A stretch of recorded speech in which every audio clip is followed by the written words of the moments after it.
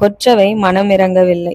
தனித்தனியே மூவேந்தர்கள் பரம்பை தாக்கி போரிட்டு மடிந்தாலும் நச்சு செடி போல அவர்களின் வழித்தோன்றல்கள் தலைநகரங்களில் வளர்ந்து கொண்டே இருந்தன.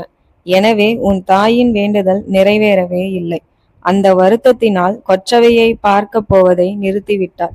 உன் தந்தை அழைத்தால் மட்டுமே வருவாள் என்றார் வாரியன். பழங்கதை என்றாள் ஆதிரை. பரம்பு தெய்வத்தின் கதை என்றார் வாரியன். தன் தாயை நினைத்து பாரி வியந்திருக்க போரை பற்றி ஆதிரையின் கருத்தை அறிய விரும்பிய வாரியன், சேரனிடம் ஏதோ புதிய ஆற்றல் இருக்குமென பாரி நினைக்கிறான் என்றார். ஆக்க சக்தி எனில் கை கொள்ளுங்கள், அழிவு சக்தி எனில் புதைத்து வாருங்கள் என்றாள் ஆதிரை ஒரே வரியில். ஆதிரையின் ஆளுமை சிறிதும் குறையாததை கண்ட வாரியன், அழிக்க முடியாதது எனில் என்று கேட்டு சிரித்தார். உயிர் உள்ளது அனைத்தும் அழியும், உயிர் இல்லாதது தனித்து இயங்காது எனில் அதை செலுத்தும் உயிரை அழியுங்கள் என்றாள் ஆதிரை. ஆதிரையின் நம்பிக்கை பரம்பின் மீதா இல்லை பாரியின் மீதா என்று வாரியன் வியந்தார்.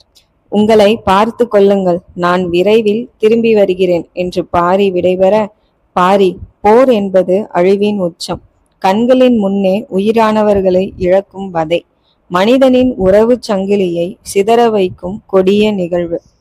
பாட்டன் இருக்கையில் தந்தை இறப்பார், தந்தை இருக்கையில் மகன் இறப்பான். போரில் எஞ்சியிருப்பவன் வாழ்வே இன்னும் கொடியது. நடைப்பிணமாக வாழ வேண்டியிருக்கும். ஒரு மனிதனின் பேராசைக்காக 10,000 உயிர்கள் மடியும் அவலம். அத்தகைய கொடுமையை நிகழ்த்துபவனை ஒருபோதும் மன்னிக்க கூடாது என்றால் ஆதிரை குரலை உயர்த்தி. தலையை அழுத்தமாக அசைத்துவிட்டு வெளியேறினான் பாரி.